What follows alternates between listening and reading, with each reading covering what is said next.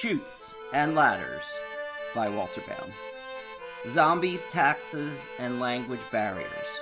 In Quebec, there could have been a road sign warning me of zombies, and I would have driven my family to the feast, unaware of "Je me fie, je le fond, le mort dimanche."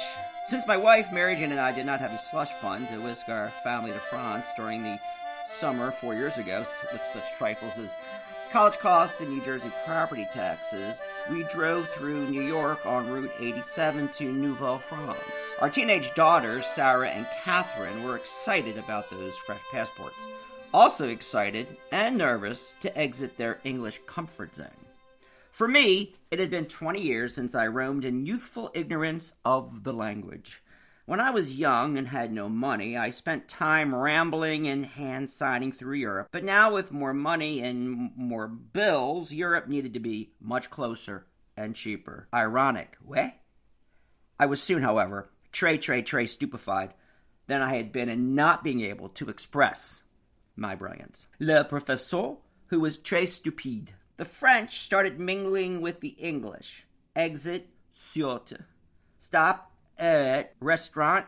I told my girls that it would be strange to be in a country with nothing in English, and it was best to try to speak French rather than just start in English. Their background was Spanish, and the only lessons in French were from some precocious brat named Madeleine. In high school, I took Spanish for 3 years. My name in Spanish 3 was Diego. I don't know why. There is no W in Spanish, therefore no Walter, which made me suspicious of the language if it could deny my existence. In fact, when I returned to the same school now as a professor of English, I swore my former Spanish instructor almost had a heart attack.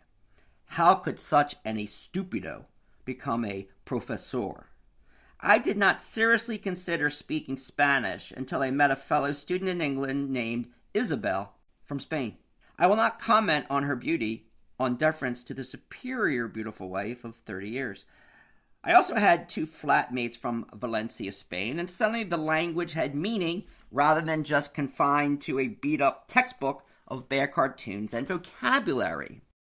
But when I returned to New Jersey, condemned to speak the language of Bruce Springsteen, I quickly forgot my Dulcinea de España. I asked my wife what trovo meant. Since we were cut down to 1 lane, we surmised from the cognate travail, or trabajar, it meant headache from jackhammer dust and fumes. And I should have known that French and English have the same word for congestion. In fact, all gions come from French. But that did not help to avoid the hour-long traffic jam on the Route 73 bridge. Was it an ad for Robitussin or Robitussion? Listening to French radio was fascinating. It's the only time I enjoyed listening to the news that didn't make me irate. Then, the Anglo-Donald Trump blemished the beauty. 2 pimples on the derriere of Aphrodite. Le Bosson Pas versus Le Mystérieux Orange Whiz. Everyday things baffled me. Facing an ATM machine in French, or worse, a gas station, aka petrol. I'm from Jersey, where we have people for those things. You know, they pump our gas. And what's with the pre-select price on the pump? Or signs in bars that they only take cash, no credit card at happy hour, which was only 18, much to my daughter's joy of her first legal beer. I asked the number for 4. Quatre, Mary Jane said. I flashed 4 fingers for the server and said something in the vicinity of the sound of cart. The girl said it was amazing that the server spoke 3 languages, French, Spanish, and English. They felt stupid. Provincial. Many countries take languages seriously, unlike in America. For instance, in this one restaurant in Philly named Gino's that shall remain nameless, a sign read, "This is America. Please order in English." Let's just consider what such a sign means. We don't value differences, right? Thank God such a sign would not appear in Quebec, or instead of a delicious bison meat pie, I would have ordered a steak sandwich with gross chemically altered molecules of orange curd, something called whiz. Je suis désolé for my franglais faux pas. Before conversing, I would use Google Translate. It's the bane of all world language teachers to practice French.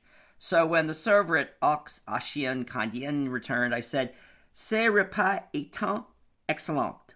Only the problem was that my school learned Spanish kicked in, and I added a T at the end of excellent for excelente, and I apologized, then said, poorly, "Je suis désolé."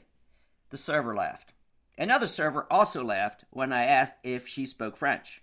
I meant, of course, did she speak English? That's the problem. I have these expressions that float around untethered to reality, and the words that come out just seem like sounds, not meanings. I also get nervous. And I never get nervous when commanding the language of Shakespeare. My girl said it was cute to see me so flustered. For a breakfast treat, while my wife and girls dormez-vous at the condo, I drove to Tim Hortons and sat in the Sorrento thinking, okay, how can I navigate selecting donuts in French when I have trouble distinguishing vanilla cream and Boston cream donuts at Dunkin'? I practiced "Je voudrais du beignet." I also negotiated the difference between fresh and strawberry, fraise and fraise. I also just pointed to the chocolat. Upon returning victoriously with 12 donuts, I bragged about my language skills. Les mini geniuses make moi look stupide. One night we wanted to play 500 rummy, but the girls didn't bring cards. So we wandered around Jean Coteau, which sounds like a fancy clothes place, but it's a CVS, Rite Aid, Walgreens sort of thing. I switched off airplane mode and translated, "Do you carry playing cards?" as "Portez-vous jouer aux cartes?" or something like that. The sound on my phone was high. Did everyone in the store know what I wanted? I use hand gestures as a blackjack dealer. The laughing clerk suggested the IGA. Repeat same embarrassing procedure with a successful result. In stores, I would enter and say, bonjour, and after looking at the prices, say, au revoir. Once I even ventured a comment allez-vous? And then she would answer in French, and my face would look like a startled moose. What's French for flummox? Google Translate says dementor, like demented. Of course, children speaking French seem like geniuses. Nothing like mini Voltaires to make me look even more foolish. Even parents reprimanding children seem quaint. At the visitor center at the Basilica of St. Anne, I walked around practicing my French about the next tour. The guide probably spoke English, but I didn't want to come across as, one of those Americans. I remember reading that Winston Churchill, the Anglophile of Anglophiles, said he would pronounce French towns as they sounded to him in English. Marseille, with sales at the end, Marseilles. I said, "Excusez-moi, mademoiselle, vous voudriez parlez-vous anglais?" She nodded and said, "Yes, of course." Le brain slow when Chutes finally make sense. Why does it always me who plays the fool?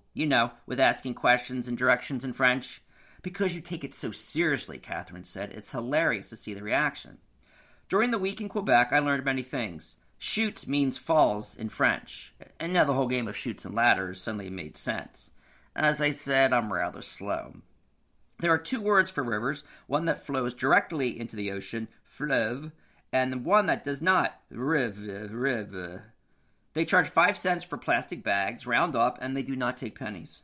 They also use an irritating comma rather than a decimal point, and just what the heck is a liter of gas? Every license plate in Quebec says "Je mis au vent." It took the guide at the Citadel to translate "I remember." Then he waxed nostalgic on the storming of Vimy Ridge in World War I and the goat mascot at the Battle of Abraham Plains. Then I considered the word souvenir, and it all made sense. We buy things to remember. This brain works slow sometimes. So to remember our fantastique trip to Quebec, I bought my wife a yellow rain umbrella she loved that read, "Merde il pleut." Shit, it's raining. For that glorious week, it did not rain. And back home, now shopping at ShopRite, I almost said, "S'il vous plaît, parlez-vous anglais?" It only took a week for the language to seep in. Imagine the seepage if I stayed one whole year. Hey everyone, Trophy Husband here, Downward Bound.